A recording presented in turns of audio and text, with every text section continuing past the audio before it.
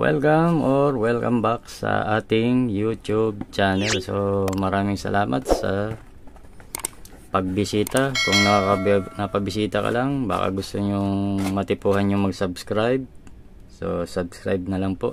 So may tatlo tayong iba-ibang brand, iba-ibang klaseng battery ngayon: OD, Cage at sa GS. So anong klaseng gawa? Ito naman ay flooded. Ibig sabihin ng flooded, yung normal lang na linagyan ng electrolyte na lead acid battery. Pero ito ay itong Cage ay AGM daw, so absorb glass mat. So ang pinag-uusapan lang dyan yung ginamit sa division, glass mat daw. At ito namang OD, yan, gel type. Hindi lang gaano mabasa, ayan, gel battery. So kung paano naging gel, yung electrolyte linagyan ng silica para maging gel. So iba-iba, pero yung pinaka topic natin dito ay yung kasinungalingan tungkol dito sa maintenance free. Pagka sinabi bang maintenance free, ano ang pumapasok sa isip natin? Sa isip mo, sa isip ko, sa isip ng ibang tao? Well, sa akin, pag sinabing maintenance free, unang isip ko kaagad ay hindi na ako magme-maintenance, hindi na ako magkakarga ng tubig, hindi na ako kasi sealed siya, safe, sealed.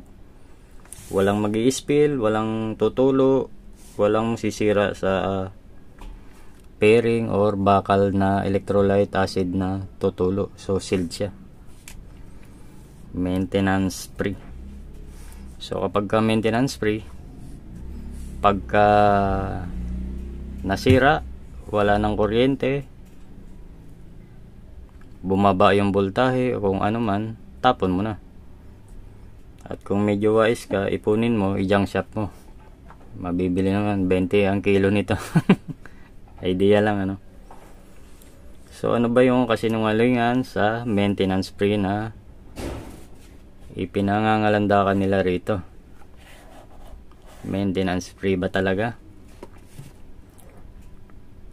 Okay, kung totoong maintenance free ito, dapat wala tayong napapanood sa mga kapwa natin YouTuber na nagre-revive. Yung bang sinasabi na yung napapanood natin na sinasalina nila ng tubig, nare-revive yung nagkakabuhay ulit yung ating battery. So ibig sabihin, may mini-maintain. Dapat nating i-maintain yung tubig para hindi ma-drain yung ating battery. So kung totoo yun, hindi maintenance free ito, kasi nga nare-revive At kung mapapansin nyo, ito tatlong brand na to, hindi lang ito, marami pa. Kulay itim yung kanyang case. Yan. So bakit ginawang kulay itim yung mga case ng ating battery? Naisip nyo ba? Dati may mga transparent, at may mabibili pa kayo na transparent ngayon, pero karimitan ngayon na mabibili mo, kahit na branded man o matatag man na brand, ay itim yung battery. Ano ang nakakubli sa kulay itim na case ng ating battery? Naisip nyo ba?